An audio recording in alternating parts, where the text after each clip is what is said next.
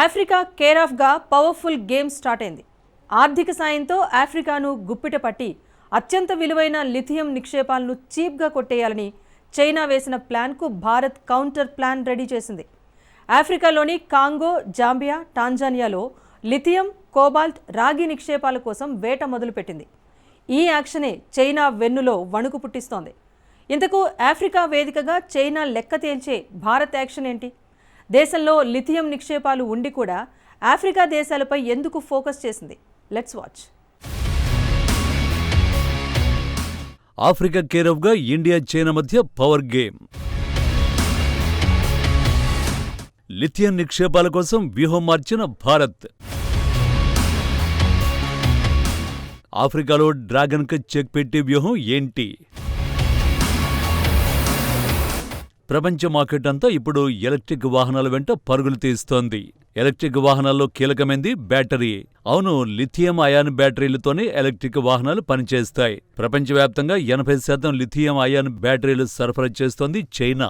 రానున్న రోజుల్లో పెరిగిపోయే డిమాండ్కు తగ్గట్టుగా బ్యాటరీలు తయారు చేయాలంటే లిథియం ఖనిజ నిక్షేపాలు కావాలి. డిమాండ్ పెరగడంతో లిథియం ఖనిజం విలువ కూడా 500% పెరిగింది. ఈ సమయంలో డిమాండ్కు తగినట్టుగా బ్యాటరీలు సప్లై చేయాలంటే పుష్కలంగా లిథియం ఖనిజ నిక్షేపాలు కావాలి. అందుకే లిథియం ఖనిజ నిక్షేపాలు భారీగా ఉన్న ఆఫ్రికా ఖండంలోని దేశాలపై చాన్నాళ్ల క్రితమే చైనా కన్నేసింది. ముఖ్యంగా ఆఫ్రికాలోనే అత్యధికంగా లిథియం ఖనిజ నిక్షేపాలున్న దేశం జింబాబ్వే. అంతేకాదు, ప్రపంచంలోనే లిథియం నిక్షేపాల్లో జింబాబ్వే 5వ స్థానంలో ఉంది. అందుకే చైనా 4 ఏళ్ల క్రితమే ఆఫ్రికాలోని జింబాబ్వేపై ఫోకస్ చేసింది.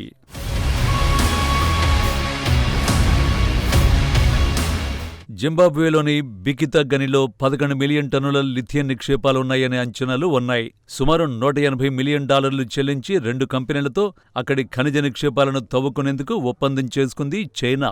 అంటే చైనా చేతికి పుష్కలంగా లిథియం నిక్షేపాలు దొరుకుతున్నాయన్నమాట. అంతేకాదు, చైనా మైనింగ్లో దిగ్గజ కంపెనీగా చెప్పుకునే జిజాంగ్ హోయూ కంపెనీ జింబాబ్వేలోని ఓ ప్రైవేటు కంపెనీతో $300 మిలియన్ ఒప్పందం చేసుకుంది. అంటే ఈ ఒప్పందాలతో చైనాలో లిథియం ఖనిజం నిల్వలు ఏడాదికి 4 లక్షల మెట్రిక్ టన్నులకు చేరుకోనున్నాయి.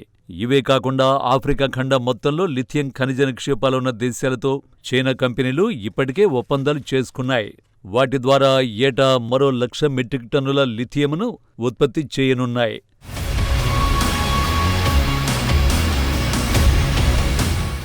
ఆఫ్రికాకు తన ప్రైవేట్ సైన్యాన్ని అద్దెకిచ్చిన డ్రాగన్ కంట్రీ తన పలుకుబడిని పెంచుకుంది.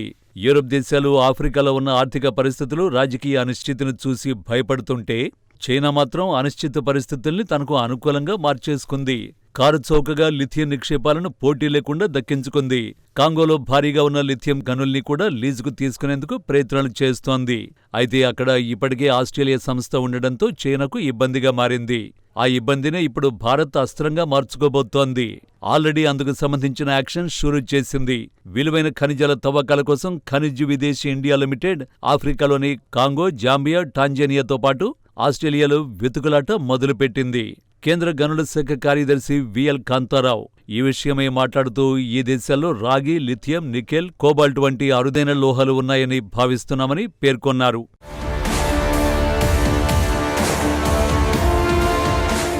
ఆస్ట్రేలియా ప్రభుత్వం గనుల తవ్వకం కోసం కాబిల్తో కలిసి పనిచేస్తోంది. కాంగో, టాంజానియాతో పాటు మరికొన్ని దేశాలను క్రిటికల్ మినరల్ అసెట్స్ కోసం వెతుకుతున్నామని కేంద్ర గనుల శాఖ కార్యదర్శి వివరించారు. అంతేకాదు, కోబాల్ట్, కాపర్ వంటి ఖనిజాలను వెలికి తీసేందుకు 9,000 కిలోమీటర్ల గ్రీన్ఫీల్డ్ ఏరియాను మన దేశానికి కేటాయించేందుకు జాంబియా అంగీకరించింది.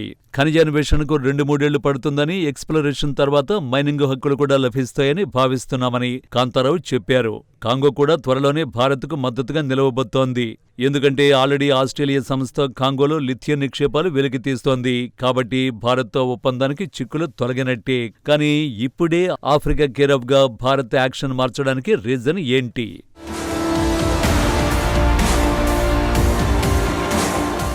తెల్ల బంగారంగా పిలిచే లిథియం నిక్షేపాల విషయంలో ఆఫ్రికన్ దేశాలపై ఫోకస్ చేయడానికి 2 కారణాలున్నాయి. వాటిలో మొదటిది చైనాకు ప్రత్యామ్నాయాన్ని వెతకటం. ఎందుకంటే లిథియం దిగుమతుల కోసం భారత్ అధికంగా చైనాపైనే ఆధారపడుతోంది. కానీ ఆ దేశం ఇటీవల భారత్తో వాణిజ్య యుద్ధానికి దిగింది. ఇండియా ఎలక్ట్రానిక్స్, విద్యుత్ వాహనాలు, సౌర విద్యుత్ ఉత్పత్తికి ఉపయోగించే సోలార్ మాడ్యూల్స్ తయారీకి అవసరమైన కీలక ముడి పదార్థాలు, యంత్ర పరికరాల ఎగుమతులపై ఆంక్షలు విధించింది. దీంతో ఈ రంగాలకు చెందిన కంపెనీలు ముడి పదార్థాలు, యంత్రాలు లభించక ప్రత్యామ్నాయాల కోసం చూడాల్సిన పరిస్థితులు ఏర్పడ్డాయి. తన పెట్టుబడులపై భారత్ విధించిన ఆంక్షలకు ప్రతిగా చైనా ఈ చర్య తీసుకుందని భావిస్తున్నారు. రీజన్ ఏదైనా భవిష్యత్తులో చైనా మనకు సహకరిస్తుందన్న గ్యారంటీ లేదు. పైగా చైనాపై ఆధారపడకూడదని చాలా కాలంగా భారత్ భావిస్తోంది. అందుకే దాని రూట్లోనే వెళ్లి ఆఫ్రికాలో ఆట మొదలుపెట్టింది. కానీ మన దేశంలో కూడా లిథియం నిక్షేపాలు ఉన్నట్టు తేలింది. అలాంటప్పుడు ఆఫ్రికా దేశాలతో ఒప్పందాలు ఎందుకు చేసుకుంటున్నట్టు? ఈ ప్రశ్నకు సమాధానమే రెండో కారణం.